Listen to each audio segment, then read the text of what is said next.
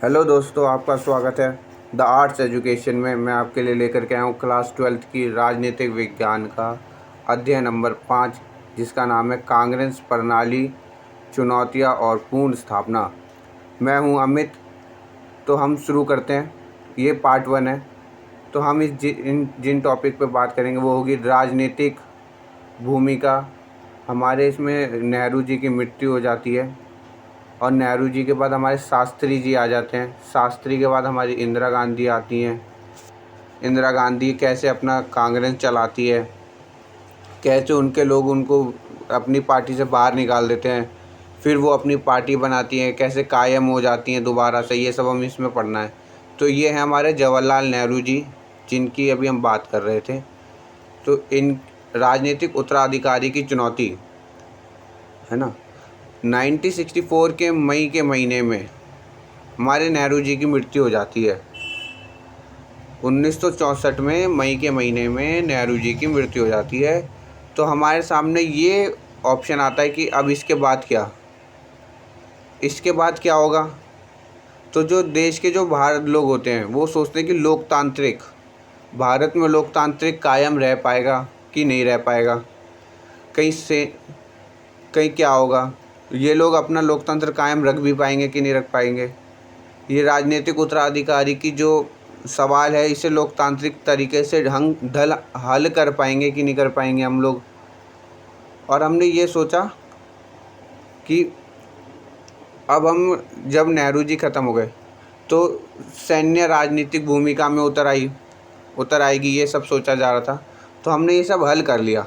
इसके बाद 1960 के दशक को खतरनाक दशक क्यों कहा जाता है, ये क्वेश्चन आपके उस एग्ज़ाम के लिए बहुत ही ज़्यादा इम्पॉर्टेंट है।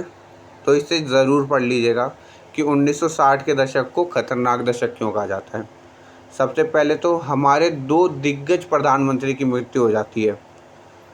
कौन थे वो 2 दिग्गज प्रधानमंत्री? पहले तो हमारे जवाहरलाल नेहरू जी और दूसरे हमारे शास्त्री जी।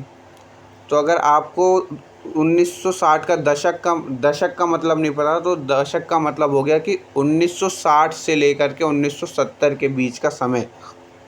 ये जो 10 साल थे, इन्हीं को दशक कहा जाता है। तो इसमें हमारे 2 प्रधानमंत्री की मृत्यु हो जाती है। इसमें गरीबी फैलती है, गैर बराबरी फैलती है, सांप्रदायिकता होती है, क्षेत्र विभाजन भी होता है। तो गैर बराबरी तो आपको समझ में ही आ गया होगा, गैर बराबरी नाम से ही पता चल रहा है। और जो हमारी सांप्रदायिकता है वो क्या है कि कोई ऐसा व्यक्ति जो अपने ही इसका प्रचार करे, अपने ही धर्म का प्रचार करे, उसे दुनिया से कुछ नहीं लेना, इसी को सांप्रदायिकता कहते हैं। तो नेहरू के बाद हमारे शास्त्री जी आए थे। तो ये जो है हमारे शास्त्री जी हैं, जो बहुत ही कम समय तक थे। नेहरू के बाद शास्त्री। तो शास्त्री जी का पूरा नाम जो है वो है लाल बहादुर शास्त्री, और ये उत्तर प्रदेश से रहते हैं। लाल बहादुर शास्त्री, और ये उत्तर प्रदेश में रहते हैं। तो शास्त्री जी जो थे, उनकी कांग्रेस पार्टी में अध्यक्ष थे। उन कांग्रेस पार्टी के जो अध्यक्ष थे उन्होंने अपनी पार्टी के सभी मेंबर से बातचीत करी, सलाह मशवरा किया, और उन्होंने सलाह मशवरा करने के बाद शास्त्री जी को देश का दूसरा प्रधानमंत्री बना दिया। तो हमारे देश के दूसरे प्रधानमंत्री थे, जिन्हें शास्त्री को भारत का दूसरा प्रधानमंत्री बनाया गया। क्योंकि ये बहुत ही सीधे साधे थे, सादगी वाले इंसान थे, इसलिए इन्हें देश का दूसरा प्रधानमंत्री बनाया गया। एक बार की बात है कि ये रेल मंत्री भी रह चुके हैं, और इनके अंदर में एक बार रेल की दुर्घटना हो जाती है, जिस कारणवश ये अपना मंत्री का पद छोड़ देते हो।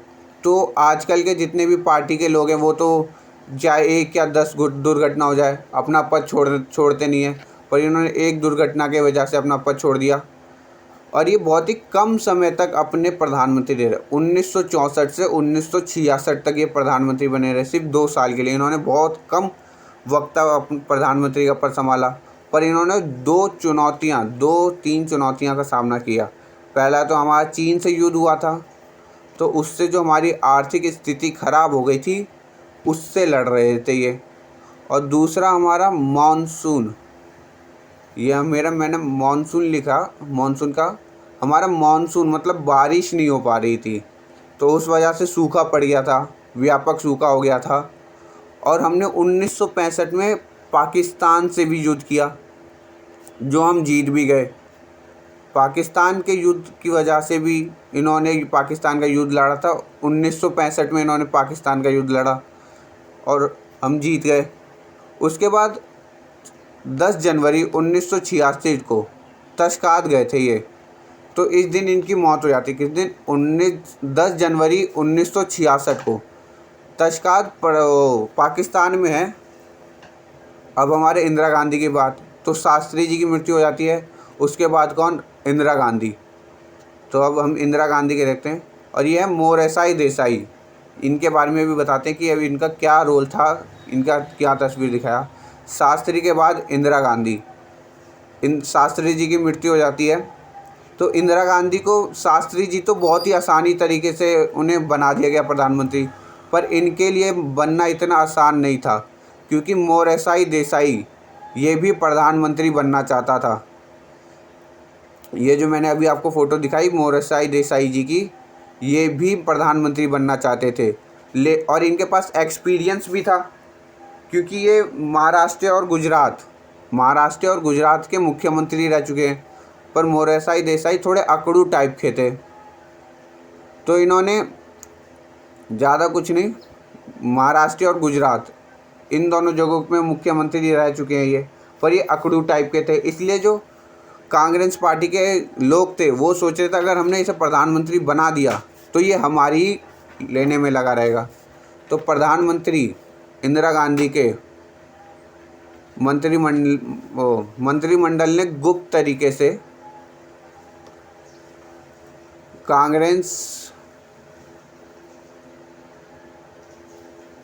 उन्होंने एक गुप्त तरीके से प्रधानमंत्री बनाने का सोचा।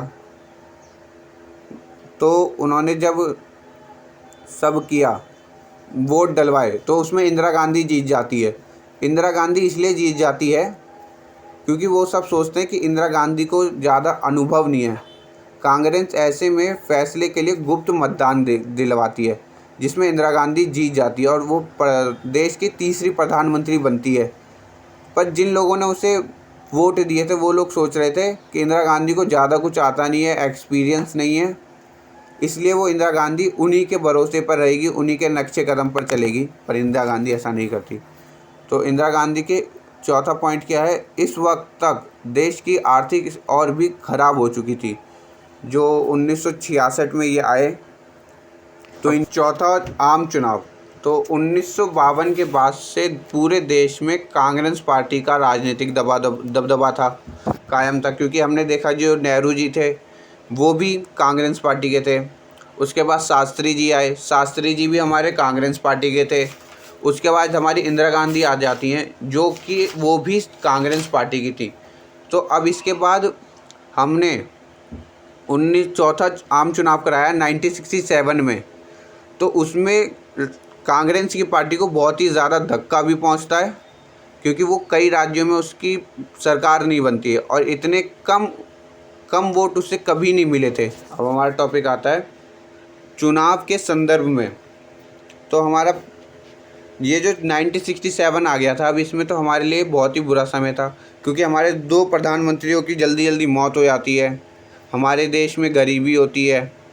और आने वाले समय में जो हमारी इंदिरा गांधी हैं उनके पास ना तो ज़्यादा तजुर्बा होता है, हमारी आर्थिक स्थिति ख़राब होती है और मानसून की असफलता की वजह से सूखा पड़ जाता है, खेती की पैदावार में गिरावट होती है, गंभीर खाद्य कार्य होता है, विदेशी मुद्रा भंडार में कमी होती है, औद्योगिक उत्पादन का निर्यात नहीं होता और सैन्य खर्चा में बढ़ोतरी हो जाती है। सैन्य खर्चे में इसलिए बढ़ोतरी हो जाती है क्योंकि हमने पाकिस्तान, चीन, इन सब से सैन्य खर्चे में बढ़ोतरी हो गई थी। इंदिरा गांधी की सरकार ने शुरुआती फैसलों में एक फ़ैसला दिया था कि रुपयों का उन्मूलन करना है हमें, तो रुपयों का अवमूल्यन क्या होता है कि हमारे देश की करेंसी दूसरे देश की करेंसी के बीच में डिफरेंस आ जाएगा। तो ये भी बात कही गई थी। ये बात यूएसए के दबाव में कांग्रेस पार्टी ने किया है, ये भी बात चल रही थी। तो जैसे कि इस समय पे $1 76 का होता है, तो उस समय पे $1 सिर्फ ₹5 का था। कांग्रेस के अवमूल्यन करने के बाद ₹7 हो गया। ये हमारे लिए और भी बुरा था। और साम्यवादी पार्टी और समाजवादी पार्टी व्यापक रूप से समानता छेड़ रही थी, जंग छिड़ रहे थे उस समय पर। और हिंदू और मुस्लिम के दंगे भी होने लग गए थे। तो अब हम आगे चलते हैं। ये हैं हमारे डॉक्टर राम मनोहर लोहिया जी, इनके बारे में भी आएगा। गैर कांग्रेसवाद। गैर कांग्रेसवाद क्या होता है कि राजनीति में सिर्फ कांग्रेस का ही दबदबा था। तो विपक्षी दल ने विद्रोह किया, अनुयायी की सरकार पर दबाव डालने लगे, क्योंकि पूरे देश में गरीबी थी तो सरकार के ऊपर दबाव डाल रहे थे। तो उसके बाद उन सभी सरकारों ने सोचा कि हमारे वोट हैं जो बटे हुए हैं, जिस वजह से कांग्रेस सरकार बन पाई है, तो हम सबको एकजुट हो जाना चाहिए और इनको उखाड़ फेंकना चाहिए। तो इसी रणनीति को गैर कांग्रेसवाद कहते हैं। लेकिन ऐसा नहीं हुआ।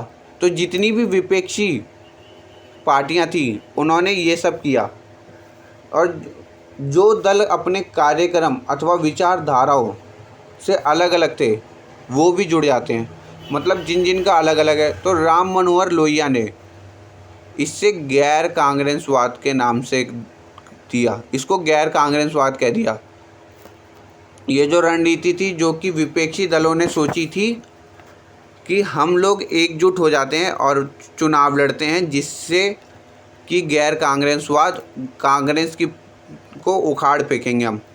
तो उन्होंने इसके ऊपर में एक तर्क देते हुए कहा कि जो कांग्रेस का शासन है वो अलोकतांत्रिक है, गरीब पक्ष के लोगों के हितों के खिलाफ है। और क्योंकि उन्होंने ये कहा था तो लोगों के ऊपर उसके लिए खिलाफ पड़ा। तो जब चौथा आम चुनाव हुआ तो उसमें फ़र्क पड़ा। अब आता हमारा चुनाव का जनादेश, जिसमें कि चुनाव के जनादेश में क्या होता है, राज्य विधानसभाओं ने के लिए 1967 के फरवरी माह में चुनाव हुए। तो उसमें कांग्रेस की जो पार्टी थी चौथे चुनाव में उसे बहुत ज़्यादा धक्का लगा, क्योंकि उसकी 9 राज्यों में सरकार नहीं बना पाए थे वो लोकतंत्र में अपनी सत्ता को जैसे तैसे कायम कर पाए थे, और उनके लिए बहुत ही बुरी बात थी। उनको एक राजनीतिक धक्का लगा। इसमें उनको सारे विपक्षी पार्टियां जुड़ चुकी थी और वो अकेले थे, तो इसमें वो अपनी 9 राज्यों की सरकारें नहीं बना पाई। लेकिन उनके खिलाफ राजनीतिक के चुनावों ने इस परिणाम को राजनीतिक भूकंप कहा था कि सरकार एक बारी में इतनी ज़्यादा गिर गई। तो कांग्रेस के लिए एक राजनीतिक भूकंप था जिसमें हुआ। तो अब हमारे आते हैं, इनका नाम है के कामराज, जिनके बारे में हमने बताया। तो कांग्रेस को 7+2 राज्यों में अपनी सरकार ने कायम नहीं बना सकी। तो यहाँ पर मैंने 7+2 क्यों कहा, मैंने यहाँ पर 7+2 इसलिए कहा क्योंकि 7 राज्यों में तो उसे बहुमत ही नहीं मिली थी, जिस वजह से वो अपनी सरकार नहीं बना पाई। और 2 राज्यों में वो अपनी अपने दल बदल की वजह से सरकार नहीं बना पाई थी। तो ये कुल मिलाकर 9 राज्य हो गए जिसमें कि सरकार अपनी सरकार नहीं बना पाई थी। तो जिन 9 राज्यों में अपनी सरकार नहीं बना पाई थी वो थी पंजाब, हरियाणा, उत्तर प्रदेश, मध्य प्रदेश, बिहार, पश्चिम बंगाल, उड़ीसा, केरल, मद्रास को तमिलनाडु के नाम से जाना जाता है अब। तो इन सभी जगहों पर वो अपनी सरकार नहीं बना पाई थी। तो और वो जो कांग्रेस के दिग्गज नेता थे, जैसे कि तमिलनाडु से के रामराज, वो भी हार गए। पश्चिम बंगाल से अनुलित्य, महाराष्ट्र से एस के पाटिल और बिहार से के बी साय, ये सब दिग्गज नेता थे जो कि कांग्रेस पार्टी के, ये इन सबको भी मुंह की खानी पड़ गई थी। तो कांग्रेस के लिए राजनीतिक भूकंप को कहा गया था कि उसे इतनी बुरी तरीके से हार सहनी पड़ी। और जिन राज्यों में कांग्रेस की सरकार नहीं बन सकी, उन राज्यों में और किसी भी सरकार नहीं बन सकी, वहाँ पर गठबंधन की सरकार बनी। तो गठबंधन की सरकार ज़्यादा समय तक टिकती नहीं है, क्योंकि वो लोग अलग अलग विचारों के होते हैं, धाराओं के होते हैं, अलग अलग सोच के होते हैं, अलग अलग मान्यताओं के होते हैं, अपने अपने फैसले होते हैं उन सभी के। तो गठबंधन की सरकार ज़्यादा टिकती नहीं है। गठबंधन की सरकार 1967 के चुनावों में गठबंधन की परिघटना सामने आई। 1967 में हमने देखा कि 9 राज्यों में कांग्रेस की सरकार नहीं बना पाई, तो हमने गठबंधन की सरकार देखी। गठबंधन की जो सरकारें बनी थी उसे संयुक्त विधायिका दल के नाम से सरकार को कहा गया। जिन भी विपक्षी पार्टियों ने अपनी गठबंधन की सरकार बनाई थी, उन्हें संयुक्त विधायक दल की सरकार के नाम से जाना गया। बिहार से बनी जो संयुक्त राज्य थी, उसमें दल था, उसमें समाजवादी पार्टी, एएसपी, बीएसपी और वाम पश्चिमी, सीएसपी, दक्षिण पट्टी, ये सभी लोग मिले हुए थे। तो इन सभी के अपने अपने विचार अलग हैं, ये सभी अलग अलग धाराओं के हैं, अलग अलग सोच के हैं। जैसे बंगाल में और पंजाब में जो बनी थी संयुक्त विधायिका दल, उसमें कौन कौन सी, उसे पॉपुलर यूनाइटेड फंड के नाम से भी जाना जाता है। उस सरकार का नाम पॉपुलर यूनाइटेड फंड रख दिया गया था।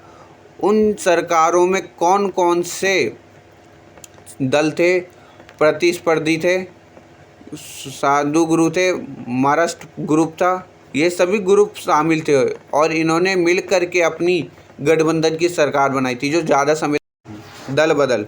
कांग्रेस जिन 2 राज्यों में अपनी सरकार नहीं बना पाई थी, वो दल बदल की वजह से अपनी सरकार नहीं बना पाई थी। तो हमारे सामने ये आया कि 1967 के चुनावों की एक ख़ास बात दल बदल भी है।